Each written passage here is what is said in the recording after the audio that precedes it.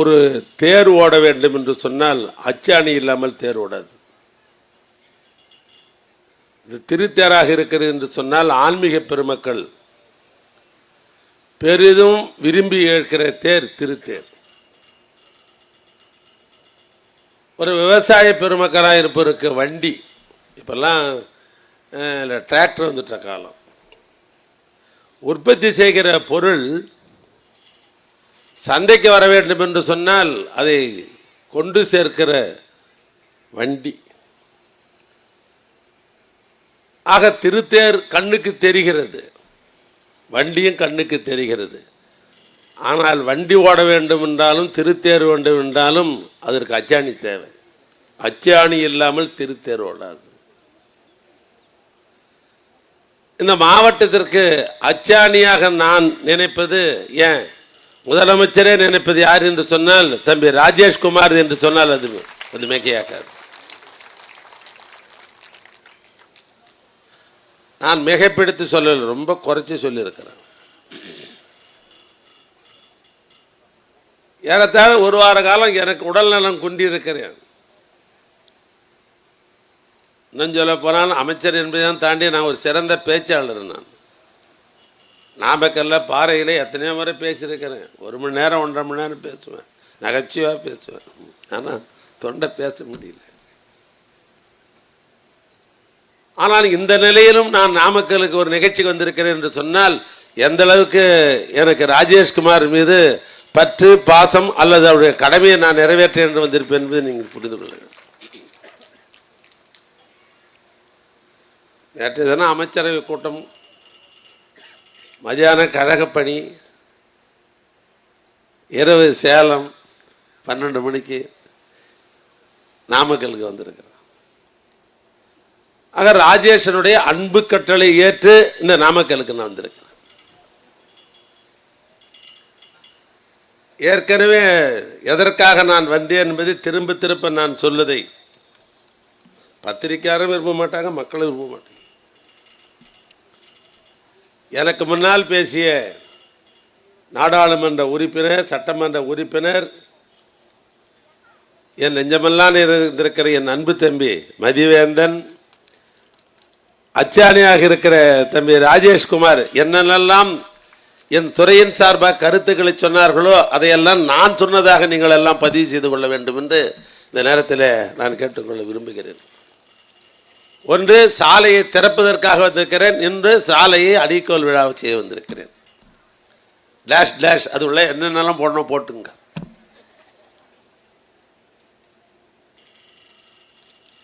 ஏன்னா எல்லா நிகழ்ச்சிக்கு போனாலும் எல்லார் பேரும் சொல்லி அவர்களே அவர்களே அவர்களேன்னா 1 மணி நேரத்தில் பார்த்தீங்கன்னா 50 நிமிஷம் அவர்களே தான் இருக்கும்.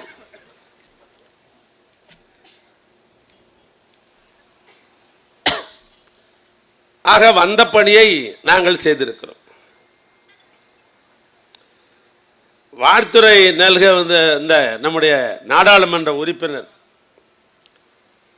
மாதேசன் அவர்கள் கோரிக்கை நாயகன். அவர் தலைவர் தான் கோரிக்கை நாயகன். என் நண்பர் ஈஸ்வரன்னா இவரும் வைக்கல. இவ்வளவு செஞ்சுன்னு நாமக்கல் அவர் நிறைவடையலை. வந்த இடத்துல பரமத்திவேலூர் டு பாண்டமங்கலம் ஜோடர்பாளையம் வரை அது 7 மீட்டர் சாலையை 4 மீட்டர் சாலையாக 4 வழிச்சாலை ஆக்கணும்னு சொல்லியிருக்கிறார்.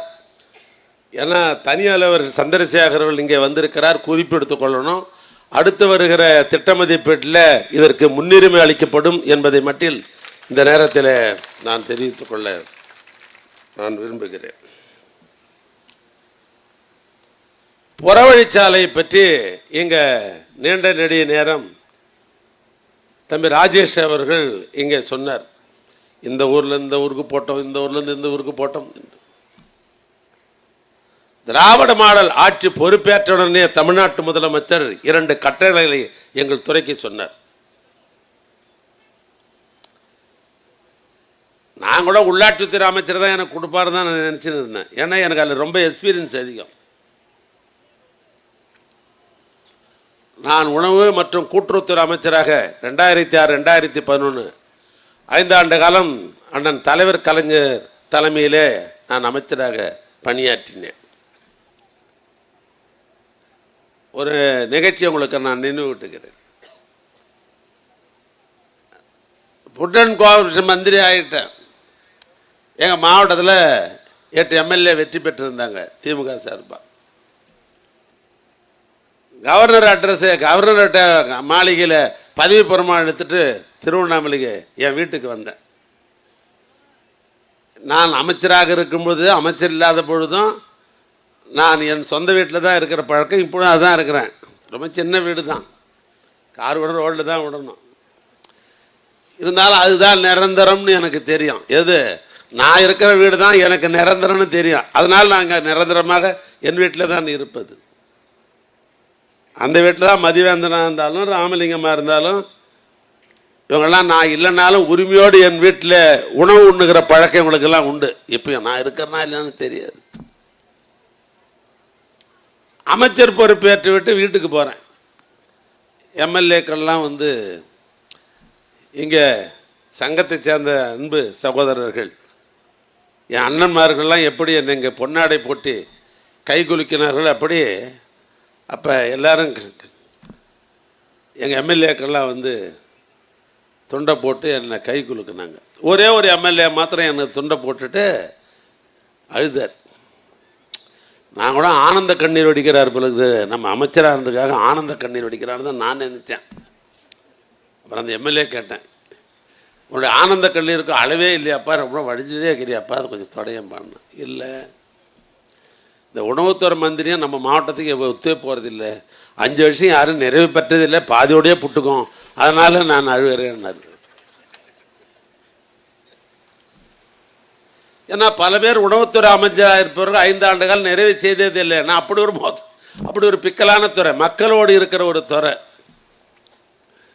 5 லிட்டர் மண்ணெண்ணெய் போடல, 2 லிட்டர் போட்டால் ரோட்டில் வந்து உட்காந்துக்குவாங்க.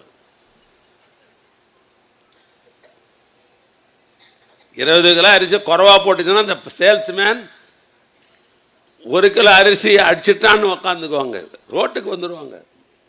ஏன்னா மக்களோடு தொடர்புள்ள துறை அந்த துறை, உணவுத்துறை என்பது.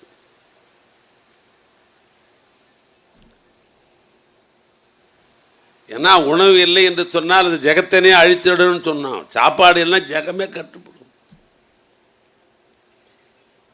ஒரு ஜான் வயிறே இல்லாட்டா உலகத்திலே அது கலாட்டான்னு அந்த காலத்தில் திரைப்படத்தில் ஒரு பாடல் உண்டு. ஒரு ஜான் வயிறு இல்லாட்டா உலகத்திலே அது கலாட்டா. கலாட்டா அதெல்லாம் உண்டாயிடும். உணவு என்பது மனித வாழ்க்கை, உயிரோடு இருக்கிறதுக்காக. ஆனால் அந்த துறையில் ஏதாவது சின்ன பிரச்சனைனாலும் அரசாங்க கவனத்துக்கு கொண்டு வருவதற்காக நம்ம ஆட்கள் பயன்படுத்துதுன்னா ரோடு. இப்போ நாம் பார்க்குற ரோடு. ஆனால் அந்த துறையை அண்ணன் கலைஞருடைய ஒத்துழைப்போடு, அவருடைய அறிவுரையோடு, அவருடைய ஆலோசனையோடு 5 ஆண்டு காலம் நிறைவு செய்ததோடு மட்டுமல்ல, இந்தியாவில் இருக்கிற அன்றைய 28 மாநிலங்களிலேயே தமிழ்நாடு தான் முதலாக இருக்கிற மாநிலம் என்று உச்ச நீதிமன்ற நீதிபதிகள் தன்வீர் பண்டாரி, தீபக் வர்மா என்ற உச்ச நீதிமன்ற நீதிபதிகள் தமிழ்நாட்டை பாராட்டினார்கள். பொது விநியோக திட்டத்தில் சிறந்த மாநிலம் எதுன்னா தமிழ்நாடு தான் பொது விநியோக திட்டத்தில் சிறந்த மாநிலம். அப்பொழுது அடிக்கடி நான் இந்த உள்ளாட்சி சம்பந்தப்பட்ட பணிகளில் இன்றைக்கு இருக்கிற முதலமைச்சர் அவர்கள் உள்ளாட்சித்துறை அமைச்சராக இருந்தவர். அப்போ ஆர்டிஎல் டிபார்ட்மெண்ட்டில் அசோகர் செட்டின்னு சொல்லி ஒரு ஐஏஎஸ் அதிகாரி. இந்த கார்பரேஷன் முனிசிபாலிட்டிக்கு யாரா ஐஏஎஸ் அதிகாரினா நிரஞ்சன் மார்ட்டின் ஒரு அதிகாரி. குடிநீர் வடிகால் வாரியத்துக்கு யார் தலைவர் என்று சொன்னால் பஞ்சாப் மாநிலத்தை சேர்ந்த நம்முடைய சிங் அவர்கள். இப்படிப்பட்ட அதிகாரிகள். அப்போ அந்த கலந்துரையாடல் கூட்டத்தில் ரெவி மீட்டிங்லாம் அடிக்கடி நான் போய் கலந்துக்குவேன். ஏன்னா நான் கிராமத்திலிருந்து கீழே இருந்து கிராமத்திலிருந்து சென்னை வரைக்கும் போனவன். கிராமம்னா என்ன எனக்கு தெரியும், நகர வாழ்க்கைன்னா எனக்கு தெரியும், சென்னை வாழ்க்கைன்னா என்னன்னு தெரியும். ஏன்னா வாழ்க்கையோடு ஒட்டியிருப்பது தான் உள்ளாட்சி அமைப்புகள், உள்ளாட்சி துறைகள். அதனால் நமக்கு எப்படியும் உள்ளாட்சித்துறை அமைச்சராக இருந்த முதலமைச்சர் நமக்கு உள்ளாட்சி தான் கொடுப்பார்னு ஒரு நம்பிக்கையோடு தான் இருந்தேன். ஆனால் இல்லை, இந்த நெடுஞ்சாலைத்துறையை என்னிடத்திலே கொடுத்து இதை சிறப்பாக பாருங்கள் என்று முதலமைச்சர் ஆணையிட்டார்கள். அதை நான் நிறைவாக செய்திருப்பேன் என்ற ஒரு மனநிறைவு எனக்கு எப்பொழுது உண்டு. ஏன்னா உங்க முன்னாலே பேசினார் நம்ம அச்சாணி நம்முடைய ராஜேஷ் அவர்கள், இந்த நாமக்கல் மாவட்டத்தில் நாங்கள் எதிர்பார்க்காத அளவுக்கு சாலை பணிகள் எல்லாம் நடைபெற்றிருக்கிறது என்று சொன்னார். ஒரு படி மதிவேந்தன் சொன்னார், திருவண்ணாமலையை விட, ஏன்னா திருவண்ணாமலைக்கு நான் செய்ய வேண்டிய கடமை இல்லையா, ஓட்டு போட்டவெல்லாம் அங்கே தான் இருக்கிறேன். எனக்கு மதிவேந்தன் சொன்னார், நாமக்கல்லையும் தாண்டி ஒரு வளர்ச்சி நெடுஞ்சாலைத்துறையில் பெற்றிருக்குன்னு சொன்னால் அது நாமக்கல் தான் திருவண்ணாமலையை விட அதிக வளர்ச்சி என்று அவர் பேசினார். இப்போ நான் உண்மையை ஒத்துக்கிறேன், உண்மையும் அதுதான், திருவண்ணாமலையை விட வளர்ச்சி நாமக்கல் தான்.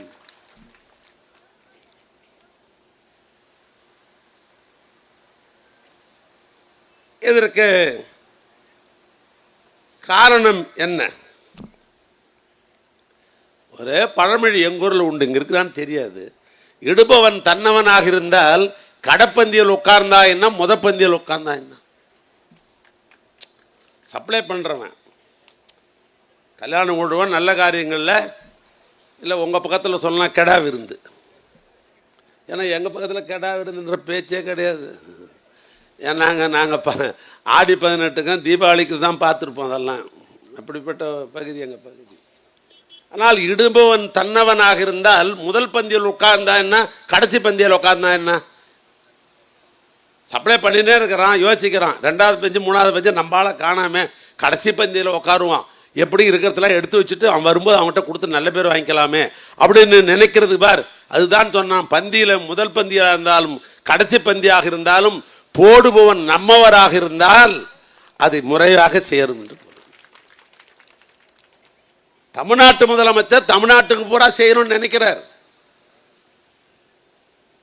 38 வருவாய் மாவட்டங்கள் தமிழ்நாட்டில் இருக்கிறது, 38 வருவாய் மாவட்டத்திற்கும் செய்ய வேண்டும் என்றுதான் தமிழ்நாட்டு முதலமைச்சருடைய எண்ணங்கள். அண்ணா ஆட்சிக்கு வந்தார், அவரை கேட்டாங்க, அண்ணா இது ஆட்சியினர், இது பெரியார் காணக்க போகிறேன், பெரியார் ஆட்சி. கலைஞர் ஆட்சிக்கு வந்தார், என்னங்க ஆட்சின்னார், இது அண்ணாவுடைய ஆட்சி, அண்ணாவுக்கு காணிக்க ஆக்கிறேன், இது அண்ணா ஆட்சி என்று சொன்னார்.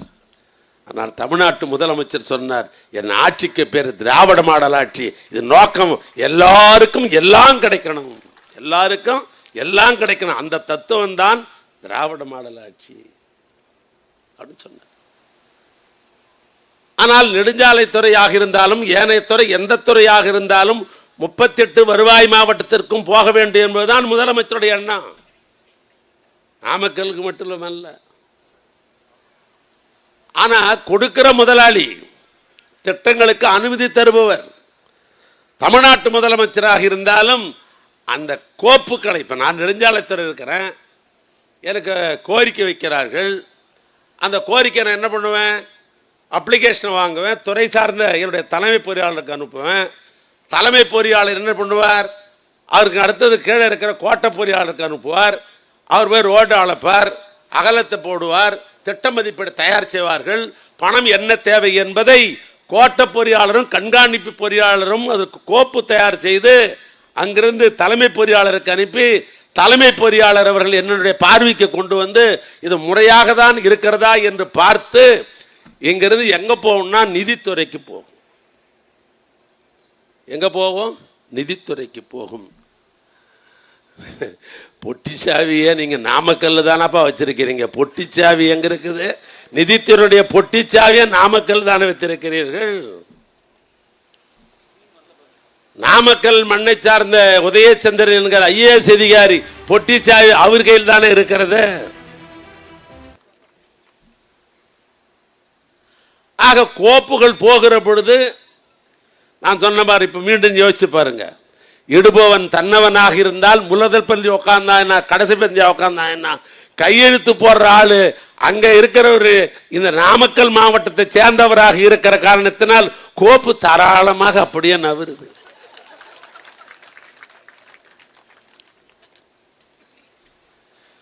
அது என்ன ஆகும், அடுத்தது கோப்புகள் நகர்ந்து என் கைக்கு வரும். நிதித்துறை செயலாளருக்கு கோப்பு போய் தலைமை செயலாளர் முருகானந்தத்துக்கு போய் அந்த கோப்பு எங்க வரும், என்னிடம் வரும். மீண்டும் நான் உடனே ஃபார்வேர்ட் பண்ணி கையெழுத்து போட்டு நாமக்கல் இந்த சாலையை எடுத்துக்கொள்ளலாம், இந்த திட்ட மதிப்பீடு செய்யலாம், 18 மாத காலத்தில் இதை போட்டு முடிக்க வேண்டும், கையெழுத்து போட்டு அடுத்து எங்கே போகணும், சீஃப் மினிஸ்டருக்கு போவோம். ஒரு நாளைக்கு 400க்கு மேற்பட்ட கோப்புகள் முதலமைச்சர் அலுவலகத்துக்கு போயினே இருக்கும். இரவு பகல் பாராமல் தூங்குற நேரம் தவிர மீதி நேரங்களெல்லாம் கோப்புகளை பார்த்து பார்த்து கையெழுத்து போட்டுகிற நம்முடைய தமிழ்நாட்டு முதலமைச்சர். 400-500 கோப்பு போகுதே ஒரு நாளைக்கு. என்னதான் கையெழுத்து போட்டாலும் 400 பேருக்குள்ள கையெழுத்து போட முடியுமா? அந்த கோப்பை கூட எந்த கோப்பை முன்னால் வைக்கலாம் என்று அந்த கோப்பை கூட வந்திருக்கிற 400, 300, 200, 100 வந்துக்கிற கோப்பை கூட முதலமைச்சர் கோப்பை உடனே வைக்க வேண்டும் என்று சொல்லுவதற்காக ஒருத்தர் இருக்கிறார். வெண்ணந்தூரை சேர்ந்த தம்பி தினேஷ்குமார் என்பவர், அவரும் இந்த நாமக்கல் மாவட்டம். அப்புறம் எப்படி திருவண்ணாமலை விட அப்புறம் நாமக்கல் தானே பெரிய மாவட்டமாக இருக்க முடியும்?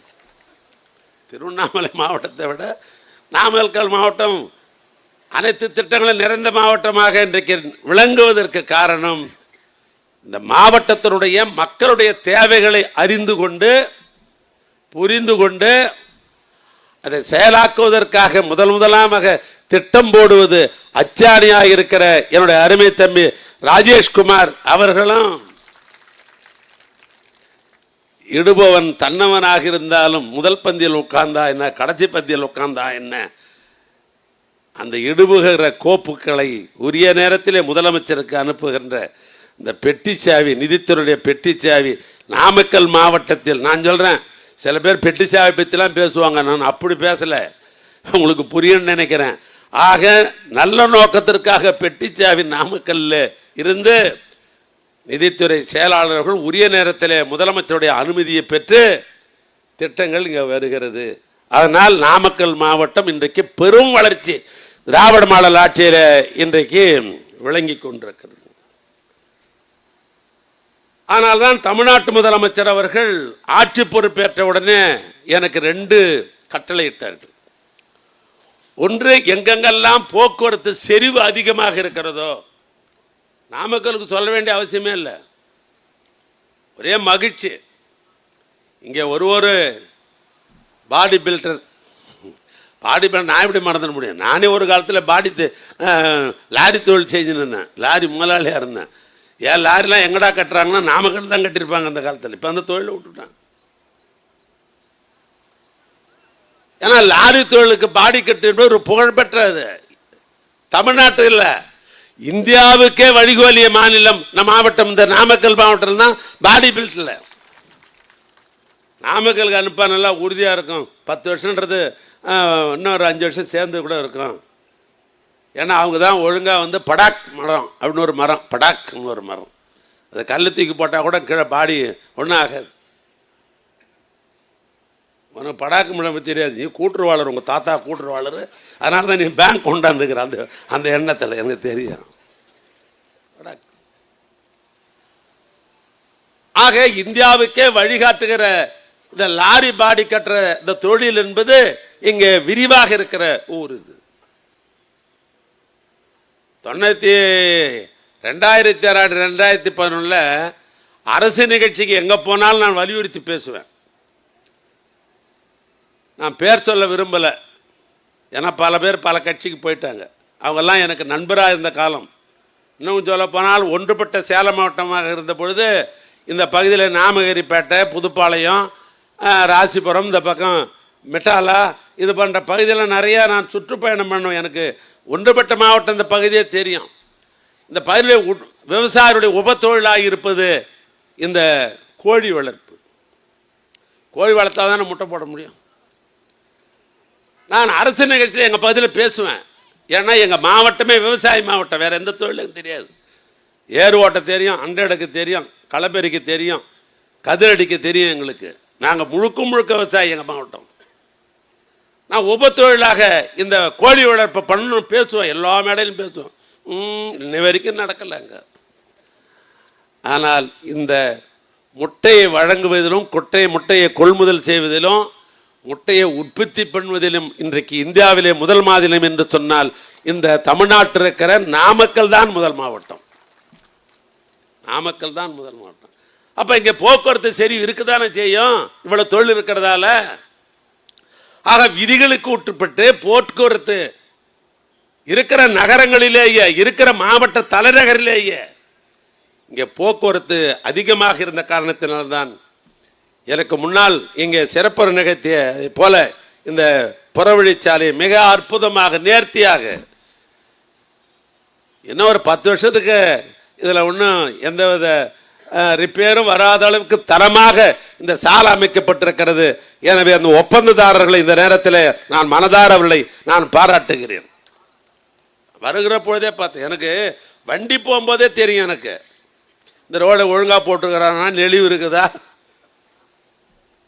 அப்படி போகும்போதே வண்டி அப்படி நைஸாக போகும், நைஸாக போகும். அப்போ யாரை பாராட்டணும்? ஒப்பந்தார் தானே பாராட்டணும்.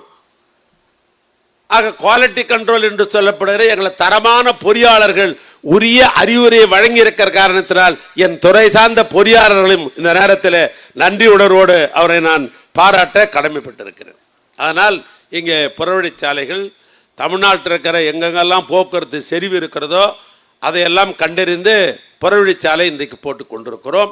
அந்த புறவழிச்சாலை போடுவதோடு மட்டுமல்ல, முதலமைச்சர் இன்னொன்னு சொன்னார், நாட்டில் விபத்து அதிகமாகிக் கொண்டே இருக்கிறது. விபத்தை குறைக்கணும்னு சொன்னாக்கா போகிறது ஒன்று வர்றதுன்னு ரோடு இருந்தால் தான் விபத்தை குறைக்க முடியும். இப்போ 7 மீட்டர் சாலை இருக்குது, 10 மீட்டர் சாலை இருக்குது. இப்போ கார் அங்கேருந்து வருது, இவன் கார் நேருக்கு நேரம் மோதிக்கிறான், விபத்து ஏற்பட்டுடுது. ஆனால் சொன்னார், முதலமைச்சர் சொன்னார், ஏன் நாம் 4 வழிச்சாலை போட்டால் என்ன மாநில அரசாங்கம். நான் சொன்னேன், 4 வழிச்சாலை போட்டால் நிறைய பணம் ஆகும், அந்த அளவுக்கு நிதி நமக்கு ஒத்து போகுமா, மாநில அரசாங்கத்தினுடைய நிதி இடம் தருமா? ஏன்னா ஏற்கிற பல திட்டங்கள் இன்னும் சொல்ல போனால் தமிழ்நாட்டு முதலமைச்சர் இந்த பெண்களுக்கு தானே மொத்த திட்டையும் போட்டுக்கிறார். போகிறா கையெழுத்தான் இந்த பெண்களுக்கு தான், மொத்த கையெழுத்தாங்க தான் நடக்குது. நானும் ராஜேஷ்லாம் மனு கொடுக்கணும் பொழுது ஆண்களுக்கு எங்களுக்கு என்னென்ன திட்டம் கொடுக்க போகிறீங்கன்ற நிலைமை அந்த அளவுக்கு போயிருக்குது தாய்மார்கள். அதனால் முதலமைச்சருக்கு நிதி எப்படி போதுமா என்று கேட்கப்பட்டு சொன்னார், இதை வேணாலும் பரவாயில்லை, ஒரு மாவட்டத்தை இணைக்கிறது, தாலுக்காவையும் மாவட்ட தலைவர் இணைக்கிறது, போக்குவரத்து செறி அடிப்படையில் 4 வழிச்சாலை அமைக்க வேண்டும் என்று முதலமைச்சர் எனக்கு கட்டளையிட்டு 2000 கிலோமீட்டரை எடுக்குது என்று முடிவு செய்யப்பட்டு இன்றைக்கு தமிழ்நாட்டில் 1350 கிலோமீட்டர் பணிகளை முடித்து விட்டோம். 650 கிலோமீட்டர் பணி இன்றைக்கு 4 வழிச்சாலை நடைபெற்று கொண்டிருக்கிறது. அப்போ என்ன ஆகும், ஒரு பக்கம் போனால் இன்னொரு பக்கம் வரலாம், இடையில சென்டர் மீடியா இருக்கும், விபத்து இருக்காது. இதான் வேற ஒன்றும் கான்செப்ட் இல்லை. இந்த 4 வழிச்சாலை முதலமைச்சர் கொண்டு வந்ததுக்கு காரணம் விபத்தை குறைக்க வேண்டும், நேருக்கு நேராக மோதிக்க மாட்டாங்க. ஆக அப்படிப்பட்ட பணியை எங்களுக்கு முதலமைச்சர் ஆணை தந்தார்கள். எனவே அந்த பணிகளும் இன்றைக்கு நடைபெற்று கொண்டிருக்கிறது. அதுக்கு அடுத்த பாயிண்ட், ஃபர்ஸ்ட்டுக்கு ரெவி 2வது ரெவியில் கேட்டார் முதலமைச்சர், தமிழ்நாட்டில் எவ்வளவு தரப்பாலம் இருக்குதுன்னு. மேம்பாலம் ஆற்றுல கட்டுவோம், தரப்பாலன்றது எந்த காலத்தில் பெரியவங்களாம் தெரியும், பிரிட்டிஷ்காரங்காலத்தில் பல தரப்பாலங்கள்லாம் போடப்பட்டது. பொதுவாக தரப்பாலம் எங்கே இருக்கும், ஓடை பகுதியில் இருக்கும், சிறு சிறு ஆறு பகுதியில் இருக்கும். இன்னும் சொல்ல போனால் கிராமத்திற்கும் நகரத்துக்கு வர்ற பகுதியில் தான் தரப்பாலம் இருக்கும். ஏன் கேட்குறார் முதலமைச்சர், நான் யோசித்து பார்த்தேன். அப்போ சொன்னேன், தமிழ்நாட்டில் தரப்பாலம் என்று எடுத்துக்கொண்டோம் என்று சொன்னால் 1281 தரப்பாலங்கள் தமிழ்நாட்டில் இருக்குதுன்னு சொன்னேன். அப்போ சொன்னார், இதுக்கு முக்கியத்துவம் தரணும். மழை பெஞ்சிடுது, 15 நாள் ஓடையில் வெள்ளம் போயின்னு இருக்கும், தரப்பாலம் மேலே போவோம், ஸ்கூலுக்கு பையன் வர முடியுமா? ஸ்கூலுக்கு பையன் வர முடியாது இல்லை, தரப்பாலத்தில் தண்ணி போச்சுன்னா அப்படி வர முடியும்?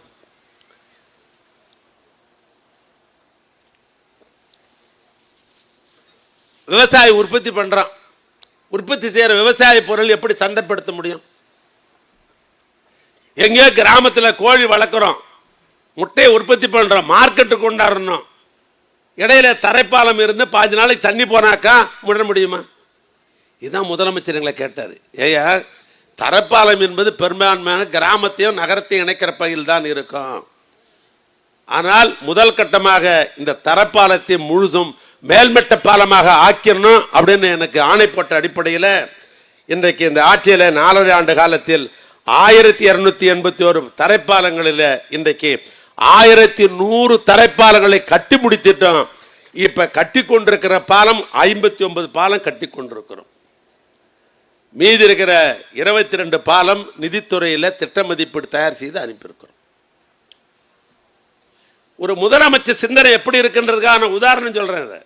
ஒரு முதலமைச்சர் ஒரு விவசாயி உற்பத்தி செய்கிற பொருள் சந்தைப்படுத்த வேண்டும் என்று சொன்னால் தரைப்பாலம் இருந்தால் 5 நாளைக்கு தண்ணி போச்சுன்னா உற்பத்தி பண்ண பொருள் வராது. நம் வீட்டு பையன் மேல்நிலைப்பள்ளி கல்லூரி படிக்க போக வேண்டும் கிராமத்து பிள்ளைகள் என்று சொன்னால் தரைப்பாலத்திலே 5 நாளைக்கு தள்ளி போனாக்க கட்டாயிடும், படிக்க முடியாது. ஆக இது போன்ற செயல்களை இந்த அரசு செய்து கொண்டிருக்கிறது. இதையெல்லாம் பயன்படுத்தி ஏன்னா எங்கள் அதிகாரிகள் பெரிய புள்ளிவரெல்லாம் கொடுத்துருக்குறாங்க. நபார்டு வங்கியில் எவ்வளோ நாமக்கல் கொடுத்துருக்குறோம், சிஆர்டிபியில் எவ்வளோ கொடுத்துருக்குறோம் அப்படின்னு. இதை படித்து பார்த்தா எனக்கு மயக்கம் வருது. ஐயோ இவ்வளவு பணமாக வாரி வாரி கொடுத்துருக்குறோம். அதனால் ஒரு வரியில் சொல்லுகிறேன், இன்றைக்கு தமிழ்நாட்டிலேயே எங்களுடைய நெடுஞ்சாலைத்துறையின் மூலமாக அதிகமான நிதியை ஒதுக்கி சிறப்பான பணிகளை பாலமாக இருந்தாலும் சரி. ஏன்னா நான் சொல்ற தரப்பாலத்திலே 10 பாலம் நாமக்கல்ல கட்டியிருக்கிறோம். நாங்கள் கட்டிக்கிறோமா இல்லையா? கட்டிக்கிறோம். இவ்வளவும் செய்திருக்கிறோம். நாங்கள் சொல்லுகிற பொழுது அமைப்பை வைத்துக் கொண்டிருக்கிற என்னுடைய அன்பு சகோதரர்கள் மேடையில் எனக்கு பொன்னாடை அணிவித்து என்னை கௌரவித்ததற்காக முதல்ல நன்றி சொல்லுகிறேன். அதே நேரத்தில் இந்த நன்றி உணர்வை நீங்கள்லாம் காட்ட வேண்டும் என்று கருதினால் இனம் மதம் இதையெல்லாம் தாண்டி திராவிட மாடல் ஆட்சி மீண்டும் தமிழ்நாட்டு முதலமைச்சர் வந்தால்தான் இந்த மாவட்டம் மீண்டும் வளர்ச்சி பெறும் என்கிற அந்த நன்றி உணர்வை 26 காட்டுங்கள்.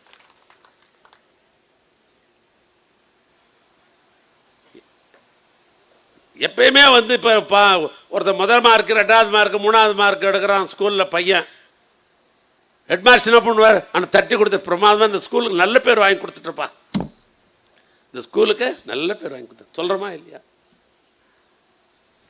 ஆக பல துறையில் ராஜேஷை பற்றி நான் சொல்கிறேன்னு தப்பாக நினச்சிக்காதீங்க. ட்ரெயின் போகணுன்னா 2 தண்டவாளம் தான் ட்ரெயின் போட முடியும், எல்லாம் போக முடியுமா? மனிதனுக்கு 2 கண்ணு இருக்குது, 2 கண்ணால் பார்த்தால் தானே. இல்லைன்னா இப்படி ஒரு கண்ணால் பார்த்தா ஒத்த கண்ணன்னு போட்டுருவாங்க நம்ம ஆளுங்க பிரஸில், ஒத்த கண்ணன் அப்படி போட்டுருவாங்க. ஆக இந்த மாவட்டத்தில் 2 தண்டவாளங்களைப் போல 2 கண்களைப் போல அமைச்சராக இருக்கிற மதிவேந்தனும் தம்பி ராஜேஷ் அவர்களும் 2 பேரும் 2 பகுதியாக இருந்து பணியாற்றுகிறார்கள். என்ன இவர் பாராட்டுறதால எனக்கு என்ன வந்துட்டு போதா?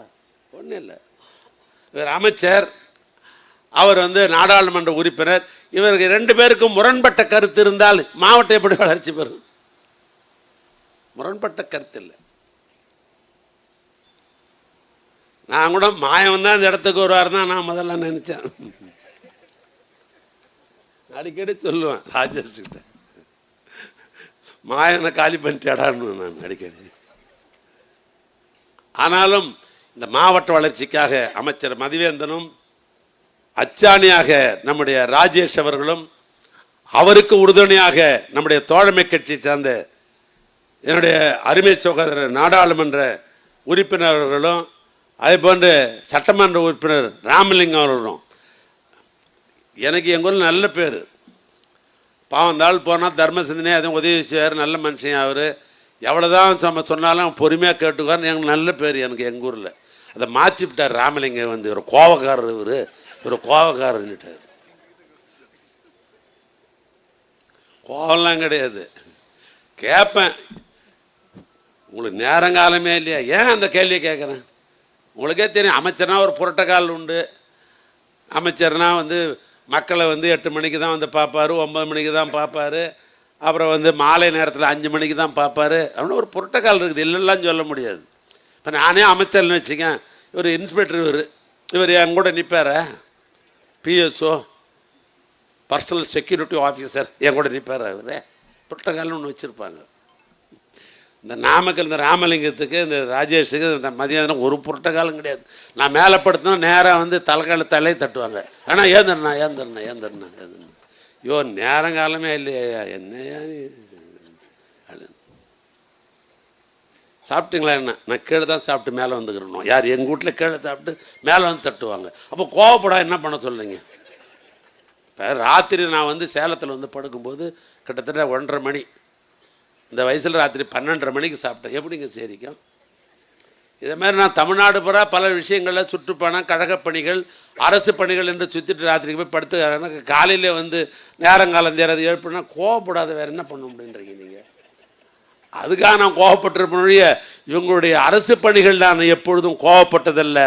மாநிலம் வளர்ச்சி பெற வேண்டும் என்று தமிழ்நாட்டு முதலமைச்சர் உழைத்து கொண்டிருக்கிற பொழுது அமைச்சராக இருக்கிற நாங்கள் அவருக்கு உறுதுணையாக இருக்க வேண்டும் என்று தானே கருதுவோம். அதனால் ராமலிங்கம், நான் கோவப்படுற ஆள் அல்ல, நான் எப்பவுமே மெத்தனமாக மகிழ்ச்சியாக இருக்கிற ஆள் தான் என்பதையும் தெரிவித்துக் கொண்டு, இந்த மாவட்ட வளர்ச்சிக்கு இந்த அரசு திராவிட மாடல் அரசு பல்வேறு வகையில் பல நிலைகளில், இன்னும் சொல்ல போனால் நம்முடைய குடும்ப பொருளாதாரத்தை உயர்த்துவதற்காக தமிழ்நாட்டு முதலமைச்சர் அல்லும் பகலும் அயராது உழைத்துக் கொண்டிருக்கிறார். அவர் ஆட்சி மீண்டு வருவதற்கு நீங்களெல்லாம் உறுதுணையாக இருந்திட வேண்டும் என்று கேட்டு உரையை நான் நிறைவு செய்கிறேன். நன்றி, வணக்கம்.